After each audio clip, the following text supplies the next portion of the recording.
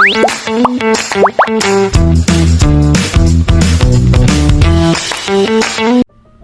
hello, hello! Ito ulit si Jill Darila. Gagala na naman tayo. Sasamahan niyo ba ako?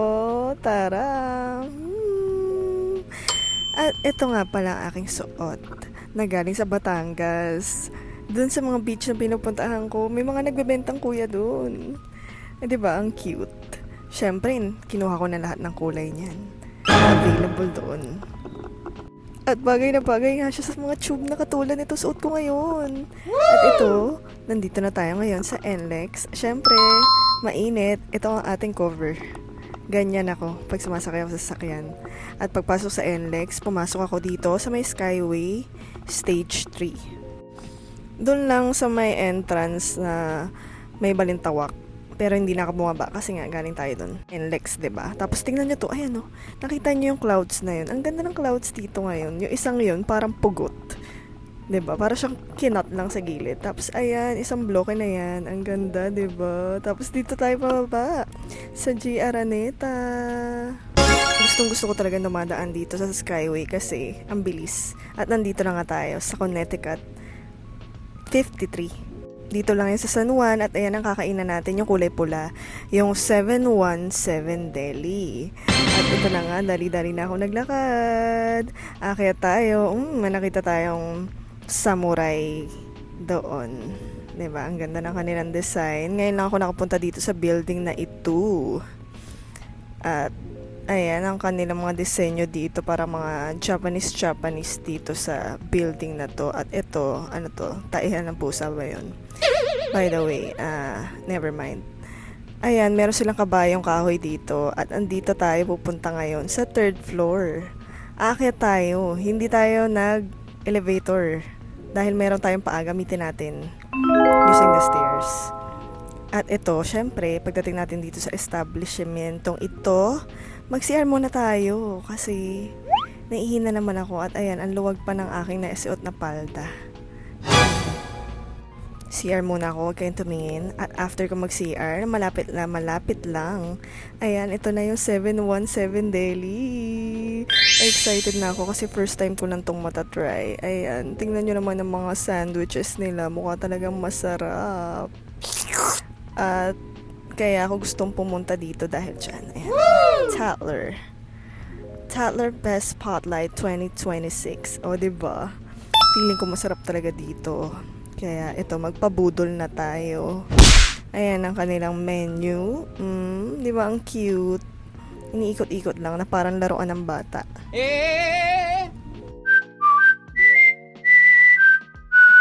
So ngayon, pipili tayo ngayon ng kakainin natin. Siyempre, nandito tayo para kumain, di ba?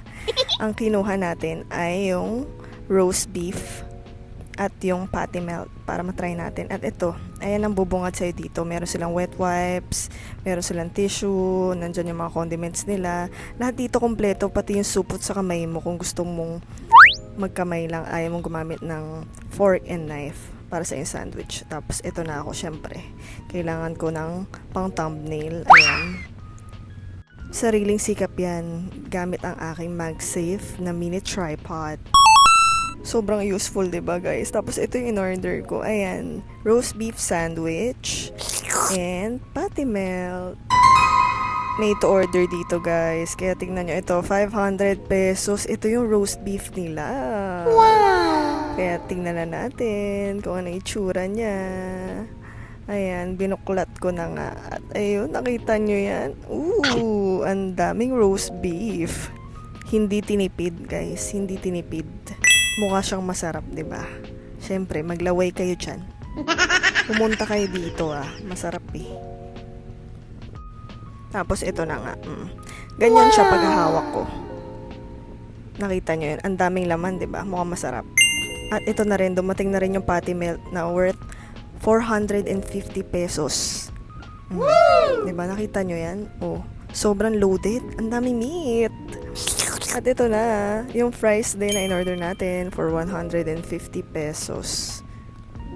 Hindi kompleto ang experience pag walang chips, kaya kailangan natin ng fries. At ito na ang ating taste test. Ang una kong titikman ay itong patty melt. Pagsubo ko, syempre, ang una kong nalasahan, yung patty. Ano pa ba? 'Di ba? Sobrang kapal ng patty nila, kaya, pagkagat mo, yung meat talaga yung malalasahan mo. Ang lasa siyang steak or Angus beef or whatever. Ang sarap niya. Tapos, ito naman, si roast beef ang kakainin natin ngayon. Ang pula-pula ng roast beef niya, 'di ba? May cream cheese nga pala sa ibabaw yan. Roast beef na yan. Nung pagkagat ko, medyo malamig yung roast beef eh. Pero yung cream cheese niya, guys, ang sarap. Yung mismong cream cheese niya ang sarap. Pero for me, parang nabitin ako dun sa mga cheese na nakalagay. Sana lang meron silang option na pwede mag-add or dinamihan nila yung cheese kasi ang sarap. Tsaka yun lang, ang masasabi ko lang, hindi masyado mainit yung roast beef pero ang sarap, promise. I think mas masarap to pagka pinadeliver sa Grab kasi pwede mo initin sa toaster pagdating sa bahay, 'di ba? Marami kasi nagpapa-deliver dito. Nung nakaupo ako dito, ang dami na nagpuntang Grab driver para pumick up ng mga orders. At yung fries din nga pala nila, ito kinakain ko na. Masarap din. Ayan nga pala, kung mapapansin nyo, hindi muna ako naglagay ng condiments or any ketchup or salt and pepper or whatever na nakalagay dyan sa mesa ko. Hindi muna ako naglagay kasi gusto ko siyang matry as is. Ang masasabi ko lang, lagyan nyo ng ketchup. Ayun lang, kasi kulang yung experience pag wala talagang ketchup tong kanilang fries eh. And ito nga palang kinakain kong sandwich na to. Itong patty melt, tsaka itong roast beef sandwich nila. Huwag niyong kakalimutan guys na maglagay ng salt and pepper. Kasi mas masarap siya. Parang hindi talaga nila masyadong nilagyan ng salt and pepper eh. Para yung mga customer nila yung mismong maglalagay kung anong preferred nilang lasa. Kung mas salty or mas maraming pepper yung gusto mo. For me, mas okay pagka maraming pepper kasi bukod sa mahilig ako sa pepper, nakukulangan ako pagka wala dito sa sandwich na to Pero bukod dun, ang masasabi ko, ang happy ko kasi ang dami niyang meat, hindi tinipid sa patty, hindi tinipid sa roast beef. Ang medyo tinipid lang na napansin ko ay yung mga cheese na nakalagay. Dun sa patty melt, meron dun cheese. Hindi rin masyadong lasa kung mapapansin nyo. Kasi ang nipis lang na nakalagay. Tapos, ito nga yung roast beef. Meron siyang cream cheese. Ayan, yung puti. Ang sarap. Kaya lang, parang nabitin ako. Kasi parang ang konti nung nakalagay. Ang konti nung pinahid. Ayun lang yung masasabi ko dun. Pero, kung tatanungin ako kung babalik pa ako dito, oo, babalik ako dito. Ang dami kong pwedeng orderin dito. Dun sa menu nila, ang daming sandwiches. At saka, meron silang ibang sandwich dito na available lang ng 1 p.m. onwards. Ganun sila. Wala sila sa umaga. Ewan ko kung bakit hindi ko na inaitanong. Pero mas okay dito magpunta like 2 o'clock or dinner time para kompleto na yung kanilang menu. Masarap siya guys. Yun lang, nakulangan lang talaga ako dun sa mga cheese, sa mga sauce, at saka medyo malamig na nga yung roast beef niya. Ewan ko kung sadyang malamig ba talaga yun or lumamig lang dahil sa aircon kaagad. Hindi ko alam pero kinain ko naman siya kaagad pagka-serve. Sa susunod siguro dito, ang itatry ko yung sandwich nilang merong balsamic vinegar. O yung fish and chips. Ayun pa yung isang okay daw dito. Tapos, ayan, nakakatawa lang tong building na to kasi meron silang prayer room dito. Ayan, oh. Woo! Tignan nyo. Ang cute kasi cross na nakalagay, as in cross lang na ginuhit doon sa pader. Tapos, ayan, meron siyang mga design na ganyan sa pader nila. Diba? Ang cute talaga dito sa building na to. Nakakatawa lang kasi hindi siya old building. Mukha siyang fresh pa, ganun. Hindi siya creepy na nakakatakot sa loob. At ayun na, tapos na tayong kumain, bumababa na tayo para tayo na ay lilipat sa ibang lokasyon. Meron dito sana akong gusto itry for dessert pero nagbago yung isip ko kasi gusto ko magpunta dun sa GH Mall. Naisip kong doon na lang ako mag-dessert. So ayan, nagpunta na ako doon. Dito ako nagpa-park sa may Unimart. Dito yung gusto kong parking kasi yung mga ibang parking dito like sa Promenade, mauulanan ka pa or may initan ka pa. Ito, andito ka lang, oh, ayan. Pagbaba mo, nandun ka sa basement, aakyat ka. So, ayan, bumaba na yung aking palda. Ang luwag ng aking naisuot na palda. Pero, ayaw natin maglabas ng pusod ngayon. Dahil dito lang tayo pupunta sa mall. Ano ba naman yan? At ayun, dahil galing tayo sa basement, umakyat tayo. Sumakay ako ng escalator, tapos dito, ito yung sinasabi ko sa inyo guys, na pinakamasarap na nakain ko na crinkles. Kung mahilig kayo sa crinkles, Diyos ko, ito talaga yung pinakamasarap na crinkles na nakain ko. For 420 pesos lang. Ang dami na niyang laman. Nandun lang siya sa may ibaba. Teka lang kasi hindi pa ako tapos, 'di ba? Nandun siya sa ibaba, doon sa may mga bangko, sa may East West, sa may Watsons, doon sa may GH Mall. Doon kayo magpunta, makikita niyo 'yun doon. At bukod doon, dalawa lang talaga yung nakain ko masarap na crinkles. Yung isa, yung sa City of Dreams. Nakalimutan ko yung pangalan eh, pero tignan niyo to. Ang cute ng dog. So tiny, di ba? Lapuriyutin kita dyan eh.